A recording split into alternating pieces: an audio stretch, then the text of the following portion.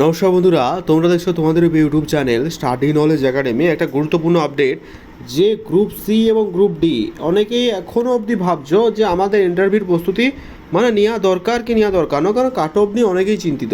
ঠিক আছে, তো আজকের এই ভিডিওটা মোটামুটি থাকছে যে গ্রুপ সি আর গ্রুপ ডি এই বিষয়ে ভিডিওটা থাকছে।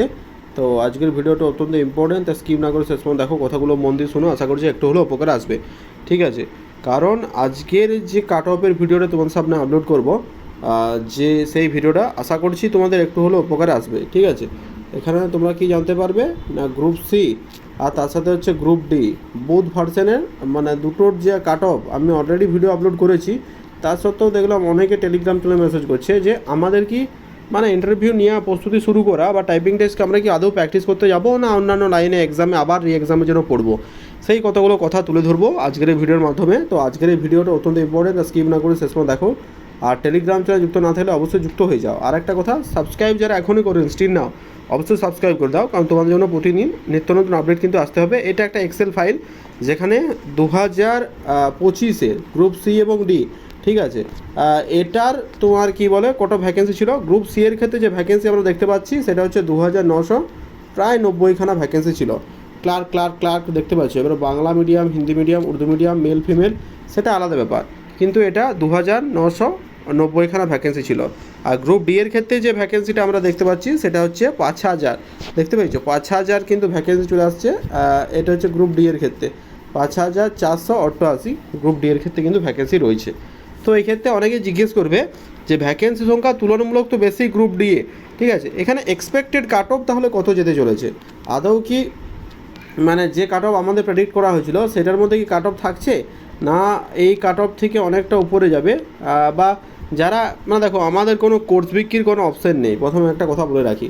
ঠিক আছে, অনেকে হয়তো ভাববে যে কোর্স বিক্রির জন্য, কিন্তু না, আমাদের কিন্তু কোনো রকম কোনো কিছু লঞ্চ করা হয়নি। আর এরকম কোনো চিন্তাভাবনা এখনও স্টিল নাও যে কোনো কোর্স বিক্রির জন্য তোমাদের করবো এমনটা নয়, যে কাট অফ কমিয়ে বলবো। যেটা এক্স্যাক্ট কাট অফ যেতে পারে মেবি, দেখো কাট অফ কেউই বলতে পারে না, কিন্তু ওই যে ফিগারের মধ্যে দিয়ে যেতে পারে সেটাই আলোচনা করা হয়। এবার হচ্ছে যে সমস্ত কোচিং ইনস্টিটিউটগুলো এখন জানো বাংলায় বেশি, আর সেটা হচ্ছে কোর্স বিক্রির জন্য কাট অফটাকে এত কমিয়ে বললো যে দেখা গেল কাট অফ কিন্তু অতটাই হাই গেল। ঠিক আছে, সেই ব্যাপার থেকে আমরা বিরত থাকছি, কারণ ওটা আমাদের মেন উদ্দেশ্য নয়। তো চলো, কাট অফ কত যেতে পারে ফর গ্রুপ ডি, এই টোটাল ভ্যাকেন্সি হচ্ছে তোমার এই 5488 জন্য। ঠিক আছে, এই দেখো গ্রুপ ডি আমি তোমাদের সামনে তুলে ধরার চেষ্টা করেছি, সেটা হচ্ছে এই যে গ্রুপ ডি 5488 জন্য। তো সেই ভিত্তিতে কত যেতে পারে আমরা একবার দেখবো। তো চলো দেখে নেওয়া যাক, তার সাথে গ্রুপ সিটাও বলছি।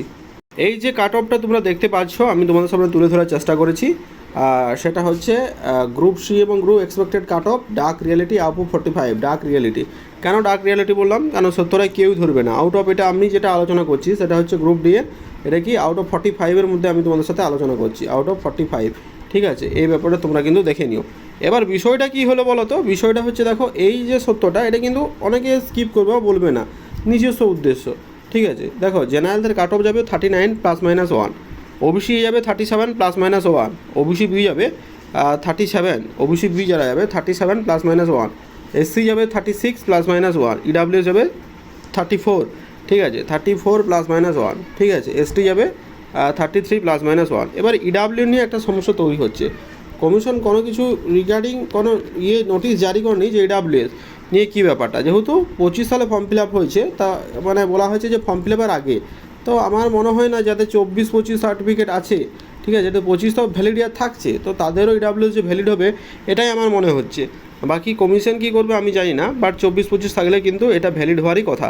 ঠিক আছে, ইডাব্লিউএস নিয়ে একেই তো প্রথম থেকে প্রবলেম চলছে, তবে আমার মনে হয় না যে এইটা এই ব্যাপারটা থাকছে। তো আমার যেটা মনে হয়েছে আমি তোমাদের সামনে বলেছি, বাকি তো বিষয়গুলো তখন বেরোলে তবেই জানতে পারবো, তার আগে তো কিছু বলা যাচ্ছে না।